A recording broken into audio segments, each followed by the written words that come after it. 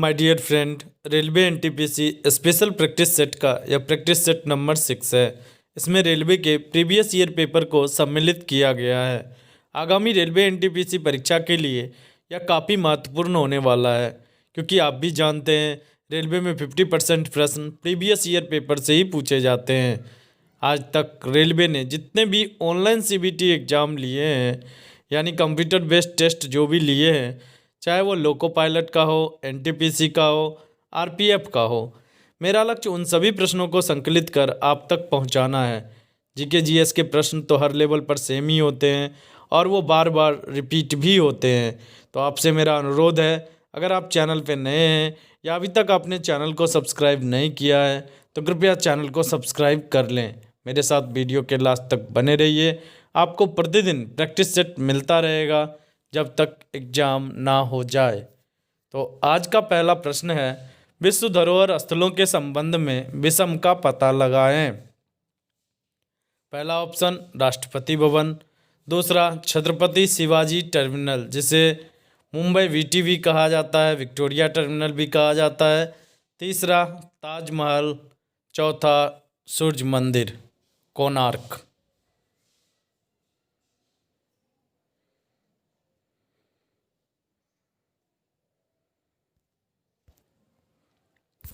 यहाँ पे आपका सही आंसर होगा ए नंबर। विश्व धरोहर स्थलों के संबंध में जो विषम का पता लगाने का बात बोला गया है, तो छत्रपति शिवाजी टर्मिनल, ताजमहल और सूर्य मंदिर ये सभी यूनेस्को की विश्व धरोहर सूची में शामिल किए गए हैं, जबकि राष्ट्रपति भवन को शामिल अभी तक शामिल नहीं किया गया है। आगे होने का चांसेस है, लेकिन यहाँ पे आपका सही आंसर होगा ए नंबर, राष्ट्रपति भवन। मैं आपको बता दूं, अभी तक यूनेस्को की विश्व धरोहर सूची में भारत के 38 स्मारक या स्थलों को शामिल किया गया है। ब्रिटिश सरकार भारत को कब स्वतंत्रता देने के लिए सहमत हुई थी? 1944 ईस्वी, 1945 ईस्वी, 1946 ईस्वी या 1947 ईस्वी? सही आंसर होगा, ब्रिटिश सरकार भारत को स्वतंत्रता देने के लिए 1946 ईस्वी, सी नंबर आपका सही आंसर होगा। 1946 ईस्वी में जब कैबिनेट मिशन प्लान आया था, तभी सरकार ने घोषणा किया था कि हम भारत को स्वतंत्र करेंगे, लेकिन एक शर्त पर कि यह 2 राष्ट्रों में बंटकर होगा। तो ये कैबिनेट मिशन प्लान से संबंधित है। 1946 ईस्वी को ब्रिटिश सरकार भारत को स्वतंत्रता देने के लिए सहमत हुई थी। राष्ट्रीय वायु गुणवत्ता सूचकांक को डैश प्रदूषकों की सघनता के आधार पर निर्धारित किया जाता है। मीन्स कितने प्रदूषकों को एनालाइज करके तब राष्ट्रीय वायु गुणवत्ता सूचकांक जारी किया जाता है। पहला ऑप्शन है 5, दूसरा है 6, तीसरा है 7 और चौथा है 8।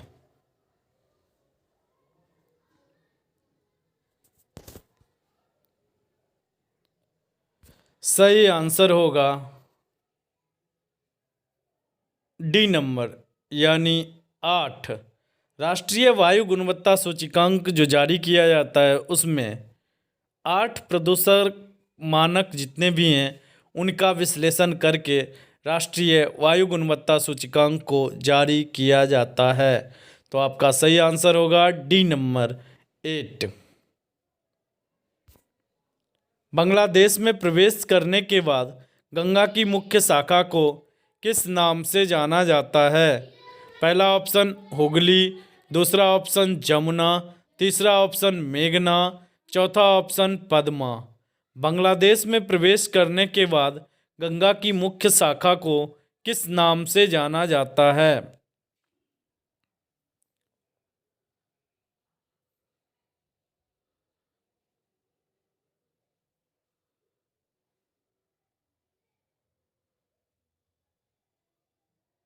सही आंसर होगा डी नंबर, यानी बांग्लादेश में प्रवेश करने के बाद गंगा की मुख्य धारा को पद्मा के नाम से जाना जाता है।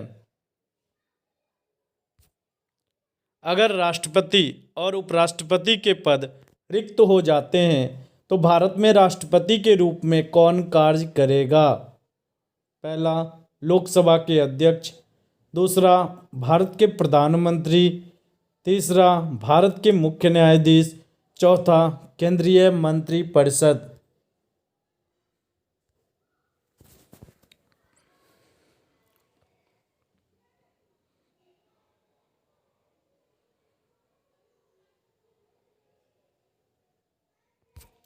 आपका सही आंसर होगा सी नंबर, यानी अगर राष्ट्रपति और उपराष्ट्रपति दोनों का पद रिक्त हो जाए तो वैसे केस में भारत के मुख्य न्यायाधीश राष्ट्रपति के रूप में कार्यभार संभालेंगे। और एम हिदायतुल्लाह ये एक राष्ट्रपति थे जिन्होंने कार्यभार संभाला था। 2 बार उन्होंने कार्यभार राष्ट्रपति के रूप में कार्यभार संभाला था। निम्नलिखित में से किसे एक बौना ग्रह कहा जाता है? शुक्र ग्रह, बुध ग्रह, चंद्रमा, प्लूटो।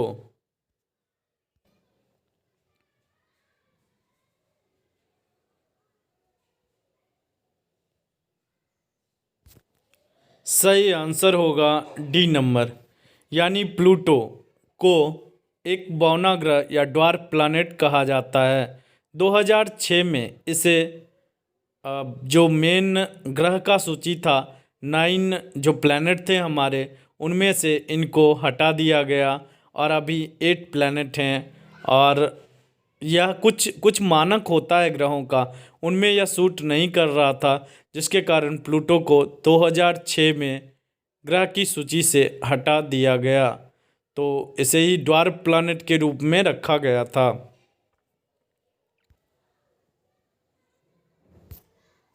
विज्ञान की एक शाखा जो जीवन या पृथ्वी से परे मौजूदा जीवन की संभावनाओं से संबंधित है उसको क्या कहा जाता है? पृथ्वी से परे जो जीवन है उसकी जानकारी के लिए जो अध्ययन किया जाता है उस विज्ञान को हम क्या कहते हैं? पहला ऑप्शन है एंटमोलॉजी, दूसरा ऑप्शन है एक्सोबायोलॉजी, तीसरा ऑप्शन है माइकोलॉजी, चौथा ऑप्शन है पैलियोंटोलॉजी।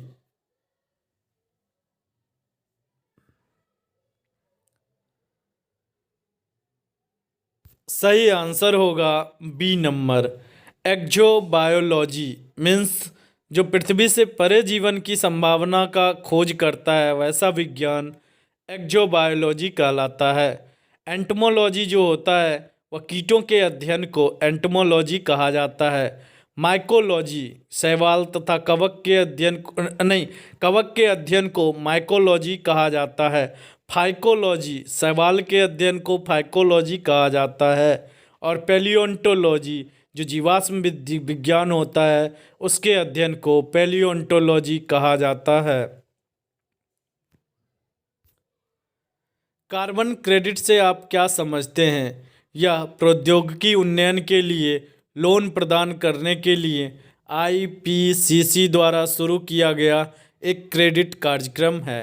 पहला ऑप्शन था। बी ऑप्शन है यह अनुमति दिए गए कार्बन उत्सर्जन और वास्तव में कार्बन उत्सर्जित किए गए के आधार पर संस्था को सम्मानित किया गया क्रेडिट होता है। इसका कारोबार भी किया जा सकता है। सी ऑप्शन है आपका यह पर्यावरण के अनुकूल प्रौद्योगिकी के कोष के लिए आईएमएफ द्वारा शुरू किया गया एक कार्यक्रम है। चौथा ऑप्शन है यह पर्यावरण के अनुकूल खाना पकाने के विकल्पों के कोष के लिए यह कार्यक्रम है। मैं आपको बता दूं, जिस स्टूडेंट के एग्ज़ाम में यह प्रश्न आया होगा उसे यही सेम ऑप्शन देखने को मिल रहा होगा। मैंने ऑप्शन में कोई भी छेड़छाड़ नहीं किया है, सेम ऑप्शन मैंने दिया है। फिर मैं आपको उसको समझाने का प्रयास करता हूँ, हो सकता है ऐसे प्रश्न फिर से रिपीट हो जाए।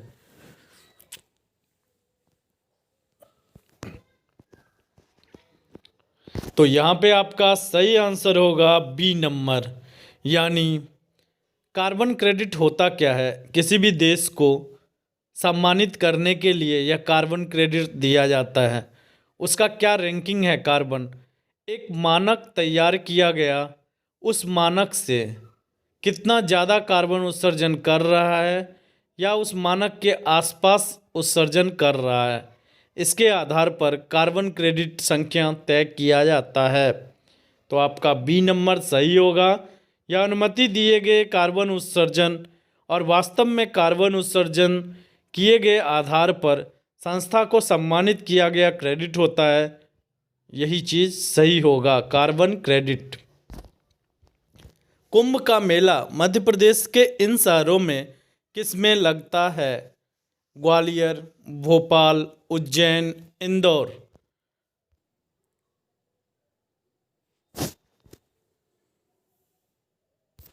सही आंसर होगा सी नंबर। कुंभ का मेला हर 10 वर्षों में आयोजित किया जाता है और अर्ध कुंभ यह 5 वर्षों में आयोजित किया जाता है। और कुंभ का मेला 4 जगहों पे मुख्यतः लगता है, महाराष्ट्र नासिक, इलाहाबाद या प्रयागराज उत्तर प्रदेश, तीसरा उज्जैन मध्य प्रदेश, चौथा हरिद्वार उत्तराखंड। ये 4 जगहों पे कुंभ का मेला आयोजित किया गया जाता है। तो आपसे यहाँ पे पूछा गया है कि कुंभ का मेला मध्य प्रदेश में कहाँ पर लगता है? सही आंसर होगा सी नंबर, उज्जैन। इसी तरह आपसे पूछा जा सकता है कुंभ का मेला उत्तराखंड में कहाँ पर लगता है? तो हरिद्वार में लगता है। कुंभ का मेला इलाहाबाद यूपी में कहाँ पर लगता है? तो इलाहाबाद या प्रयागराज में लगता है। कुंभ का मेला महाराष्ट्र में कहाँ लगता है? तो नासिक में लगता है। गोल्फ का खेल 15वीं सदी में डैश देश में शुरू हुआ था? पहला ऑप्शन है इंग्लैंड, दूसरा स्कॉटलैंड, तीसरा आयरलैंड, चौथा इटली।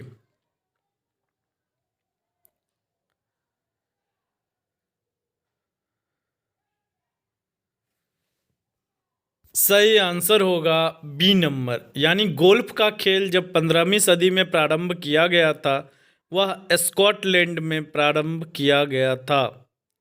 गोल्फ 15वीं, 2 चीज़ें यहाँ से याद रखने वाली है। किस देश में चालू किया गया था? स्कॉटलैंड में। कब चालू किया गया था? 15वीं सदी में। जापान की राष्ट्रीय पोशाक कौन सी है? पहला ऑप्शन चादर, दूसरा लहंगा, तीसरा सरोंग, चौथा किमोनो।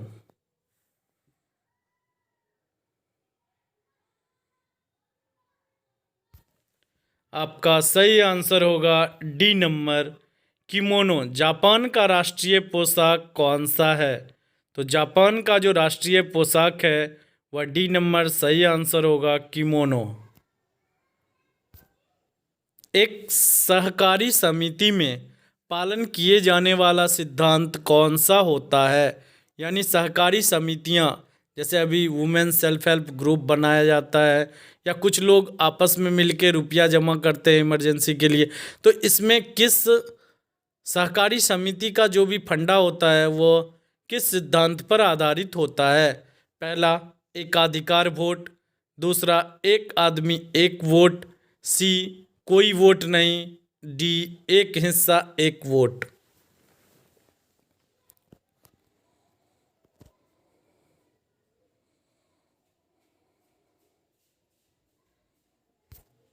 यहाँ पे सही आंसर होगा बी नंबर, यानी एक सहकारी समिति जो सिद्धांत पालन करता है वह बी नंबर, एक आदमी एक वोट का सिद्धांत पालन किया जाता है। एक घरेलू गैस सिलेंडर में एलपीजी किस फॉर्म में संग्रहित होता है? मतलब किस रूप में, किस अवस्था में संग्रहित होता है? पहला ऑप्शन ठोस अवस्था, दूसरा ऑप्शन गैसीय अवस्था, तीसरा ऑप्शन तरल अवस्था, डी किसी भी अवस्था में संग्रहित की जा सकती है।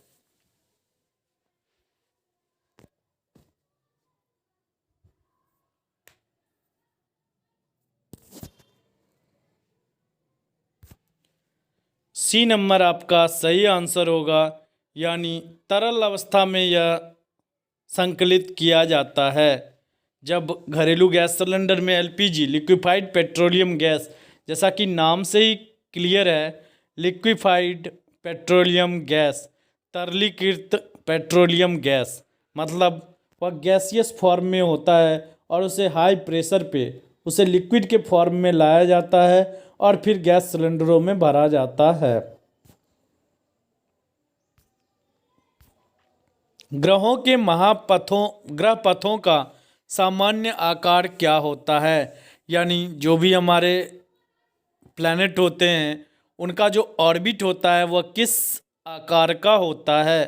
पहला गोलाकार सर्कुलर, दूसरा पाराबोलिक, तीसरा एलिप्टिकल, चौथा शंक्वाकार। ग्रहों के ग्रह पथों का सामान्य आकार क्या होता है।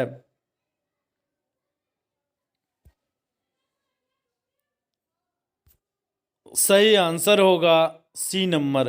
ग्रहों के ग्रहपथ का जो आकार होता है वह इलिप्टिकल होता है। मैंने पिछले भी वीडियो में केपलर्स लॉ ऑफ मोशन को एक्सप्लेन किया था, तो उसी के आधार पर ग्रह का जो भी मोशन होता है, प्लैनेटरी मोशन होता है, तो उसको एक्सप्लेन किया जाता है।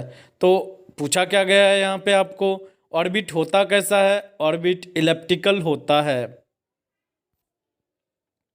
हीराकुंड डैम किस नदी पर स्थापित किया गया है। पहला ऑप्शन कावेरी, दूसरा गंडक, तीसरा महानदी, चौथा बैतरनी।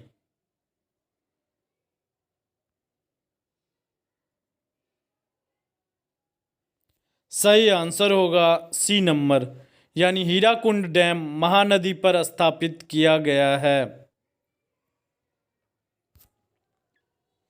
निम्नलिखित में से कौन सा प्लैनेटरी बॉडीज के लिए केपलर के नियमों में से एक नहीं है। फिर से एक क्वेश्चन है आपके लिए। पहला ऑप्शन है एक ग्रह का ग्रहपथ दो केंद्र बिंदुओं में से एक पर सूर्य के साथ अंडाकार होता है। बी ऑप्शन है एक ग्रह और सूर्य को जोड़ने वाली एक रेखा खंड समय के बराबर अंतराल के दौरान बाहर बराबर क्षेत्रफल बनाती है। सी ऑप्शन है एक ग्रह की कक्षीय अवधि का वर्ग अपने ग्रहपथ के अर्ध प्रमुख धुरी के घन के समानुपाती होता है। चौथा ऑप्शन है कक्षीय अवधि ग्रह के द्रव्यमान पर निर्भर होती है। तो आप 9th के क्लास में ये एक चैप्टर भी है, Kepler's law of planetary motion, आपको वीडियो में भी मिल जाएगा। Kepler's law of planetary motion आप सर्च कीजिएगा, मैंने उस पर भी एक वीडियो बना दिया है आपके समझ के लिए, क्योंकि ये एग्ज़ाम रेलवे में मतलब 2-3 बार ये केपलर्स लॉ से पूछा गया था, तो मैंने एक वीडियो बना के रखा है। यहाँ पे आपका सही आंसर होगा डी नंबर। सिर्फ यह कहना कि कक्षीय अवधि, जो कक्षीय ऑर्बिटल जो टाइम पीरियड होता है वह ग्रह के द्रव्यमान पर निर्भर करता है, यह गलत है, जबकि अन्य सभी सही है। संविधान का कौन सा संशोधन सरकार में निजी उच्च शिक्षा संस्थानों के रूप में अन्य पिछड़ा वर्गों के लिए 27% आरक्षण प्रदान करता है। मीन्स संविधान का कौन सा संशोधन है जिसमें अन्य पिछड़ा वर्गों के लिए 27% आरक्षण, ओबीसी के लिए 27% आरक्षण की घोषणा की गई थी। पहला ऑप्शन है 91%, 92%, 93%, 94%, और यहाँ पे आपको आंसर ही दिख रहा है, सी नंबर आपका सही आंसर होगा 93%। और शायद यह 2006 में ही इसे जारी किया गया था, यानी 93वां संशोधन। अगर इस भी आपसे पूछा जाए 2006 27% आरक्षण की बात की गई थी। आज भी यह हर एक सरकारी एग्जाम प्रतियोगिता परीक्षाओं में ओबीसी को 27% आरक्षण की घोषणा करता है। चेचक के लिए टीका किसने प्रदान किया था। एडवर्ड जेनर ने, रॉबर्ट कोच ने, पर्ल कैड्रिक ने, अलेक्जेंडर फ्लेमिंग ने। चेचक के लिए टीका किसने प्रदान किया था। सही आंसर होगा ए नंबर। चेचक के लिए टीका बनाने वाले सर्वप्रथम व्यक्ति एडवर्ड जेनर थे। भारत में पुर्तगालियों ने निम्न में से किस स्थान पर अपने पहले किले का निर्माण किया था? कोचीन में, गोवा में, कराईकल में, बेंगलुरु में। पुर्तगालियों का सबसे पहला किला भारत में कहाँ बनाया गया था?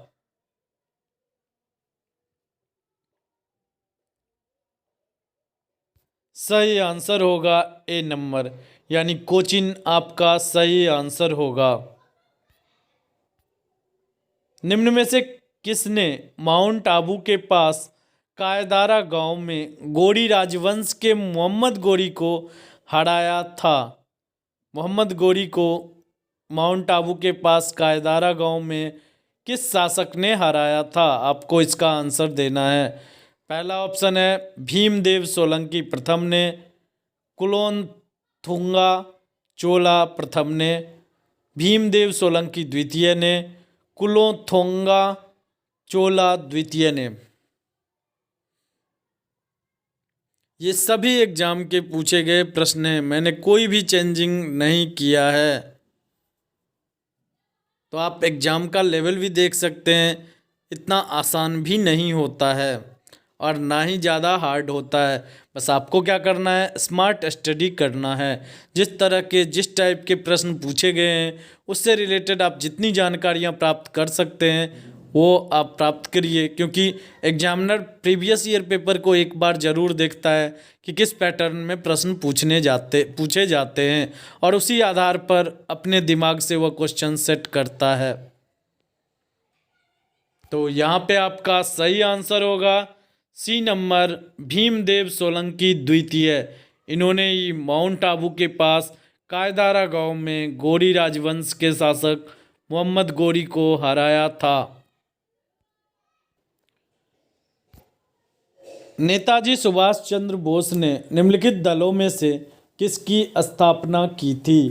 पहला भारतीय राष्ट्रीय कांग्रेस, दूसरा ऑल इंडिया फॉरवर्ड ब्लॉक, तीसरा भारतीय समाजवादी पार्टी, चौथा भारतीय सामाजिक सुधारवादी पार्टी।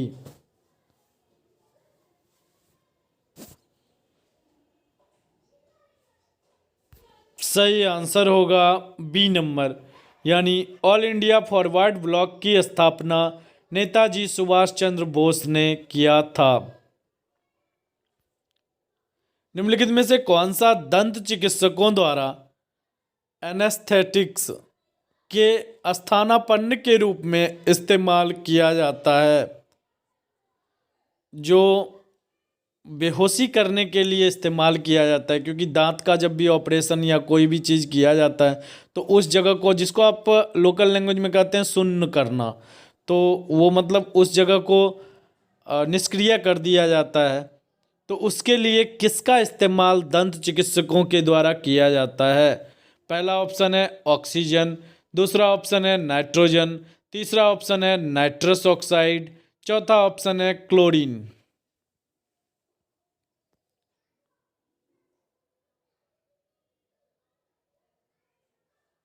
सही आंसर होगा सी नंबर, नाइट्रस ऑक्साइड। इस सॉल्यूशन का उपयोग एनेस्थेटिक, दंत चिकित्सकों के द्वारा एनेस्थेटिक के रूप में नाइट्रस ऑक्साइड को इस्तेमाल किया जाता है। तो आपका सही आंसर होगा सी नंबर, दंत चिकित्सकों के द्वारा एनेस्थेटिक के रूप में इस्तेमाल नाइट्रस ऑक्साइड का किया जाता है। कितनी बीट्स एक बाइट के बराबर होती है? 4, 8, 12, 32। बिट्स मेमोरी की सबसे छोटी इकाई होती है। मैं आपको बताने का प्रयास करता हूँ पूरा क्या होता है। Bit, byte, kilobyte, megabyte, gigabyte, terabyte, petabyte, exabyte, zettabyte, yottabyte, इस तरह से ऊपर होता है और सबसे लास्ट जो होता है वो जियोबाइट होता है। तो आपसे यहाँ पे सिंपल प्रश्न पूछा गया है, कितने बिट्स का एक बाइट होता है? आपका सही आंसर होगा बी नंबर, यानी 8 बिट्स का एक बाइट होता है। इसके बाद फिर 1024 बाइट का एक किलोबाइट होता है, 1024 किलोबाइट का एक मेगाबाइट होता है, 1024 मेगाबाइट का एक गीगाबाइट होता है। लेकिन अगर बिट्स की बात करें तो 8 बिट्स का एक बाइट होता है। निम्नलिखित शहरों में से कौन सा भूमध्य रेखा की लाइन पर पड़ता है? जो भूमध्य रेखा है, इक्वेटोरियल जो लाइन है, उस पर आपसे पूछा गया है भूमध्य रेखा पर कौन सा शहर पड़ता है? Pontianak, Cairo, Port Blair, Addis अबाबा।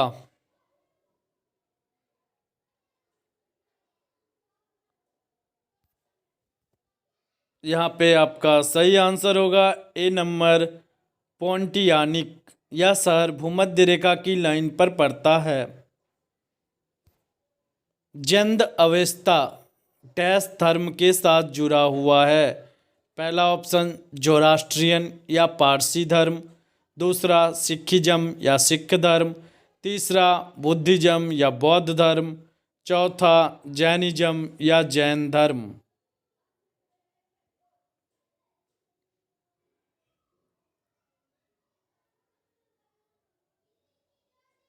सही आंसर होगा ए नंबर, यानी जैन अवेस्ता पारसियों का एक धर्म ग्रंथ है।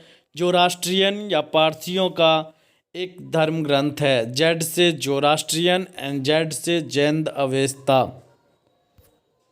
निम्न में से कौन सी एक अंतर्देशीय जल निकासी के साथ एक नदी नहीं है? रूपेन, बानास, पेरियार, सरस्वती। अंतर्देशीय जल निकासी के साथ एक नदी नहीं है।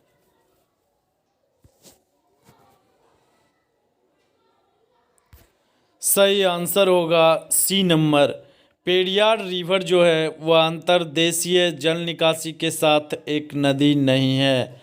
C number, Periyar river Kerala में बहती है। साबुन में एंटीसेप्टिक गुण निम्नलिखित मिश्रणों में से एक के कारण पाया जाता है? बिथियोन्स, sodium lauryl sulphate, resin, sodium dodecylbenzene sulphate, बिथियोन। तो आपको यहाँ पे आंसर देना है किसके कारण साबुन में एंटीसेप्टिक गुण पाया जाता है। जब आपको चर्म रोग से संबंधित कोई भी बीमारी होता है तो डॉक्टर एक साबुन भी प्रिस्क्राइब करता है, वह एंटीसेप्टिक साबुन होता है। तो उसमें किस चीज़ का मिश्रण होता है? सही आंसर होगा ए नंबर, बिथियोन, बिथियोनल। यह चीज़ मिलने के फलस्वरूप साबुन में एंटीसेप्टिक गुण आ जाता है। अगर एक व्यक्ति रिकेट्स से पीड़ित है तो व्यक्ति में डैश की कमी है, यानी रिकेट्स बीमारी किस विटामिन की कमी से होता है? पहला ऑप्शन के, vitamin D, vitamin A, vitamin B.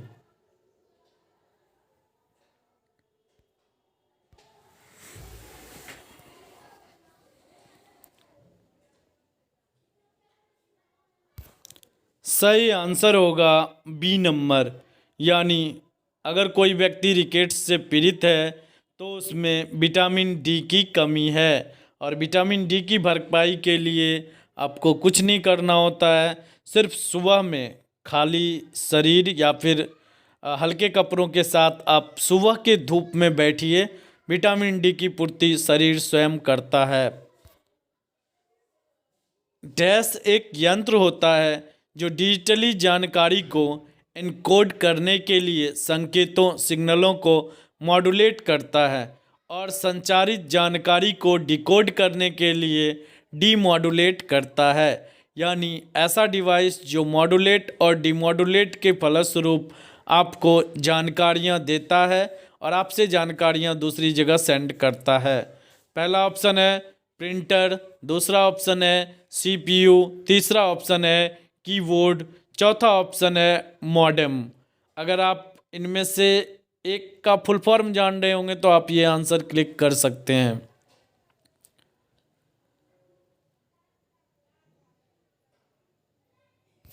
सही आंसर होगा डी नंबर, यानी मॉडेम, जिसका फुल फॉर्म ही होता है modulation and D modulation. MODEM, MO से मॉड्यूलेशन, DEM से डी मॉड्यूलेशन। द देश डेज ऑफ ग्रेस किस टेनिस लीजेंड की जीवनी है? कौन से टेनिस खिलाड़ी की जीवनी का नाम है days of grace? Chris Evert, John McEnroe, Steffi Graf, Arthur Ashe. Days of grace किस टेनिस लीजेंड की जीवनी है? खिलाड़ियों पर लिखे गए जो भी पुस्तक होते हैं, जो भी उनकी बायोग्राफी या ऑटोबायोग्राफी होती है, अक्सर एग्जाम में इससे प्रश्न देखने को मिलते हैं। तो आप एग्जाम से पहले जो भी करंट में जो भी खिलाड़ियों पर लिखी गई जीवनी होगी उसे ज़रूर देख के जाइएगा।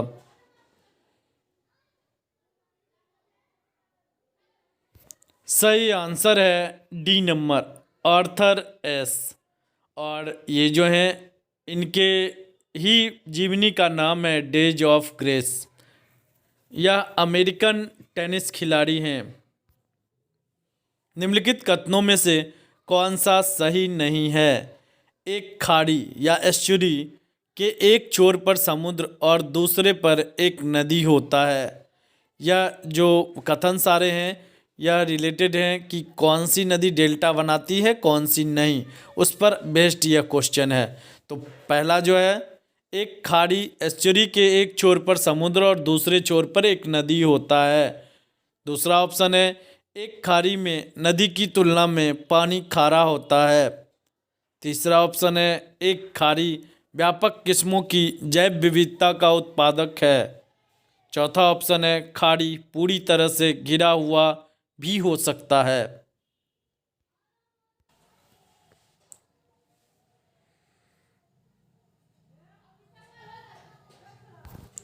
सही आंसर होगा डी नंबर, यानी खाड़ी पूरी तरह से घिरा हुआ हो सकता है। यह गलत है, जबकि अन्य सभी सही हैं। जो नदी डेल्टा का निर्माण नहीं करती है, जैसे नर्मदा और ताप्ती नदी, ये सारी नदियाँ एस्चुरी का निर्माण करती है, यानी खाड़ी का निर्माण करती है। उसके एक छोर पर समुद्र होता है और दूसरे छोर पर ऑब्वियसली नदी ही होती है। इसलिए पहला ऑप्शन सही है। बी ऑप्शन भी सही है, एक खाड़ी में नदी की तुलना में पानी खारा होता है, यह भी बात सही है। एक खाड़ी व्यापक किस्मों की जैव विविधता का उत्पादक होता है, क्योंकि इसका कारण है व्यापक जैव विविधताएं वहाँ पे पाई जाती है। इसका कारण है क्योंकि वहाँ पे मॉडरेट, ना तो ज़्यादा सैलाइन वाटर होता है, ना तो ज़्यादा लवणीय पानी होता है, और ना ही ज़्यादा मीठा पानी होता है। अफ्रीका की सबसे ऊंची पर्वत किलिमंजारो किस देश में स्थित है?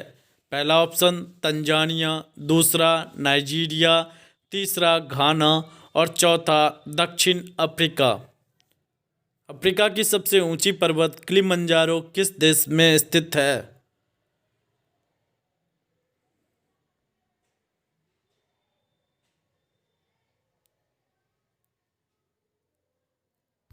सही आंसर होगा ए नंबर, यानी अफ्रीका की सबसे ऊंची पर्वत किलिमंजारो तंजानिया में स्थित है।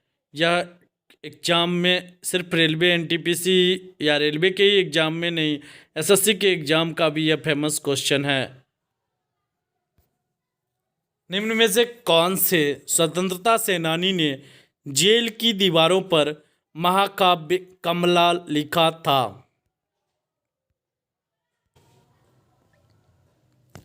पहला ऑप्शन है मदन मोहन मालवीय, मैडम नहीं होगा, मदन मोहन मालवीय।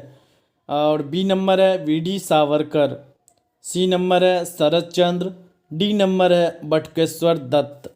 किन्होंने जेल की दीवारों पर महाकाव्य कमला लिखा था? आपका सही आंसर होगा बी नंबर, वीडी सावरकर ने। स्वतंत्रता सेनानी थे ये, जिन्होंने जेल की दीवारों पर महाकाव्य कमला लिखा था। दुनिया का पहला प्रोग्रामर किसे माना जाता है? दुनिया का पहला प्रोग्रामर किसे माना जाता है? पहला ऑप्शन एलन ट्यूरिंग, दूसरा एडा लवलेस, तीसरा टिम बर्नर्स-ली, चौथा स्टीव वोजनिएक। स्टीव वोजनिएक। आपको इनमें से आंसर देना है कि पहला प्रोग्रामर दुनिया का किसे माना जाता है।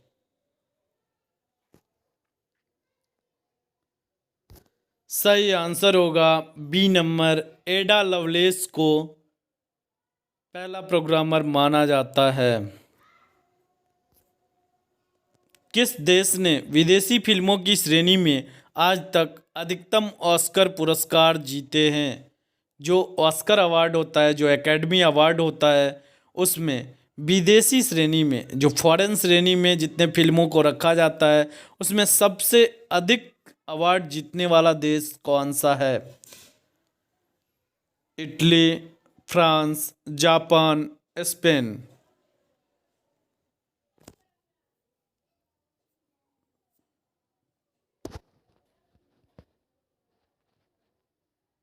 सही आंसर होगा ए नंबर, यानी इटली विदेशी फिल्म की श्रेणी में ऑस्कर सर्वाधिक जीते हैं। दबाव का एसआई मात्रक क्या होता है? दबाव, जो प्रेशर आप बोलते हैं, उसका एसआई मात्रक क्या होता है? प्रति वर्ग सेंटीमीटर न्यूटन, यानी न्यूटन पर स्क्वायर सेंटीमीटर, या फिर न्यूटन स्क्वायर मीटर, या फिर न्यूटन पर स्क्वायर मीटर, या फिर न्यूटन स्क्वायर सेंटीमीटर। बस आपको ऑप्शन में कंफ्यूज किया गया है।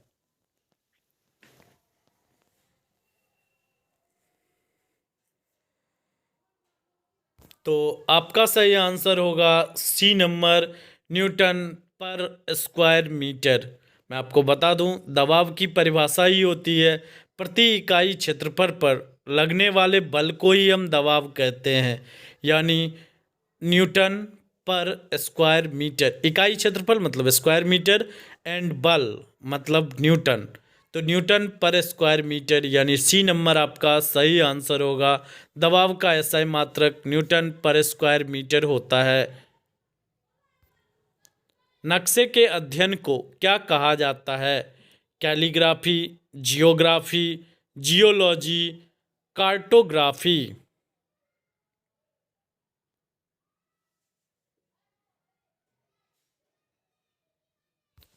सही आंसर होगा डी नंबर, यानी नक्शे के अध्ययन को कार्टोग्राफी कहा जाता है।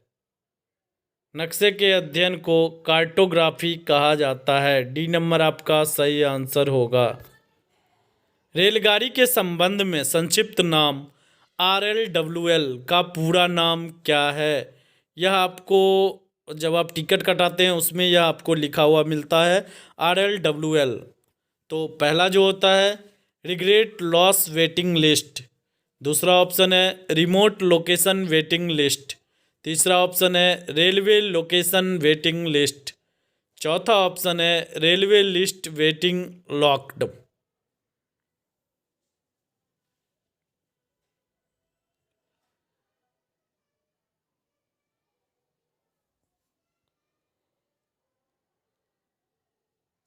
सही आंसर होगा B number, remote location waiting list. B number आपका सही आंसर होगा RLWL, remote location waiting list. कभी कभी आपको PQWL लिखा हुआ मिलता है, पुल्ड कोटा वेटिंग लिस्ट। इस तरह के प्रश्न आपसे पूछे जा सकते हैं, क्योंकि अगर ये पैटर्न चला है तो इस पे अगले एग्जाम में क्वेश्चन पूछे जा सकते हैं। Indira Gandhi memorial tulip garden कहाँ पर है? चंडीगढ़, मैसूर, श्रीनगर, दार्जिलिंग।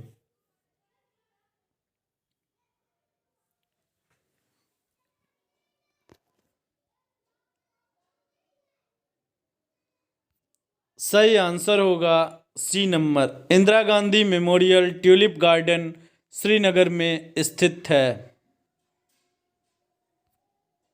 निम्नलिखित में से कौन सा धातु पारद धातु मिश्रण का गठन करती है जब इसे किसी धातु के साथ मिश्रित किया जाता है? एल्यूमिनियम, सोना, चांदी, पारा। यहाँ पे आंसर लगभग बता ही दिया गया है क्वेश्चन में ही।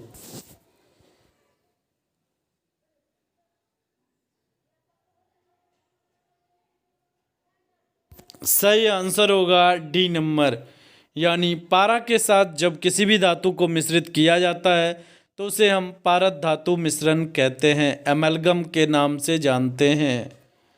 तो आज भर के लिए इतना ही, मिलते हैं कल प्रैक्टिस सेट 7 के साथ। मैं आपको बता दूं, अगर अभी तक आपने चैनल को सब्सक्राइब नहीं किया है या अगर आप चैनल पे नए हैं तो कृपया चैनल को सब्सक्राइब कर लें, अपने दोस्तों के बीच में ज़्यादा से ज़्यादा वीडियो को शेयर करें तथा नोटिफिकेशन बेल को दबा लें, जिससे आपको आने वाले वीडियो ससमय मिलता रहे। तो मिलते हैं कल प्रैक्टिस सेट 7 के साथ।